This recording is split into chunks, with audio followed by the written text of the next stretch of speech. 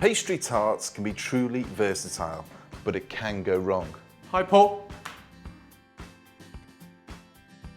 My tart's got a soggy bottom. What went wrong? This is an onion tart. On the outside, that looks delicious. The filling looks superb, but flip this over and there you have it, a soggy bottom. There's nothing worse. Now I'm gonna make an onion tart. There's my pastry, which has been chilled down for about 10 minutes once you've made it. And again, if you don't chill it down, you'll find that rolling it out is a little bit more difficult. So a little bit of flour on the bench, rolling pin, roll it out. Start from the middle and roll up, from the middle down. And then turn it, middle up, middle down, and again, turn it. If you don't turn it, it just arc welds itself to the bench. So use a little bit more flour and then lift the pastry up over the rolling pin. Lift the top up, and if you've got enough flour on it, it won't stick. Roll it up, get your tin ready, and then roll it out, leaving a little bit extra all over the top. Drop it into the middle of the pastry shell, all the way around, pushing it down. So the extra bit that's here, just tear a bit off, like so. Turn it into a ball like that, and use that to press into the edges. Because my little stumpy fingers won't go in there, but this pastry will. And there you have it, a lined pastry shell. To prevent it rising even more, just get a fork and drop loads of little holes into the bottom. And then the baking beans.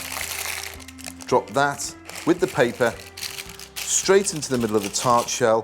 Push your baking beans in. Now a baking bean is basically a ceramic ball, that's all it is. They're not actually beans. So push them down.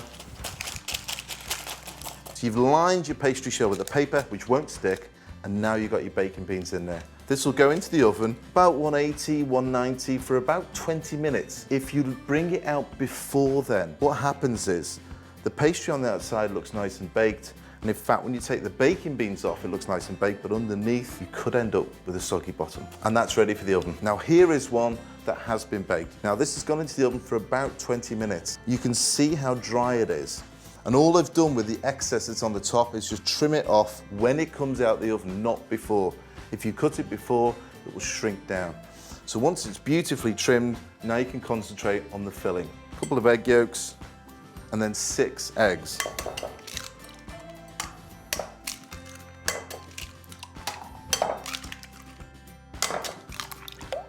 Just a little tablespoon of grey mustard, some chives. Again, the flavour in this is going to be fantastic. Cream, straight in. I'm going to whisk this together so it all remains one colour. Then we're going to pour this straight into the base. In here, I have onions and shallots, which have just been sweated down. These go straight into the mixture. Because we've blind baked this, the key thing is it stops the liquid soaking through to the bottom and avoiding that dreaded soggy bottom. So we're purely going to be baking the interior now, not the exterior. That's already done. Let's have a look at this one. There you have it. Beautiful brown, gorgeous on the top, beautiful thin pastry, and gorgeous crimping all around the outside. That, for me, is the perfect onion tart.